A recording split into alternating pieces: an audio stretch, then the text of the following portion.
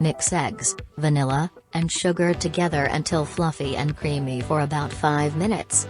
Add oil and milk gradually while mixing for 1 minute. Combine flour, baking powder, and cornstarch, sift 3 times, then add to the mixture. Gently fold the dry ingredients into the wet ingredients until uniform. Grease the bottom and sides of a cake pan, pour the batter, and bake in a preheated oven at 180 degrees Celsius for 40 to 45 minutes until done. Once baked and cooled, remove from the pan and slice into 2 layers. For the lemon cream, mix water, lemon juice, sugar, and cornstarch in a saucepan. Cook over low heat, stirring constantly until thickened.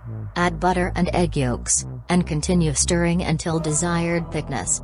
Remove from heat and add lemon or vanilla extract. Let it cool completely.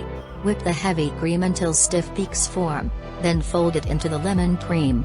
Spread a layer of lemon cream on one cake slice, place the other slice on top, and spread another layer of lemon cream.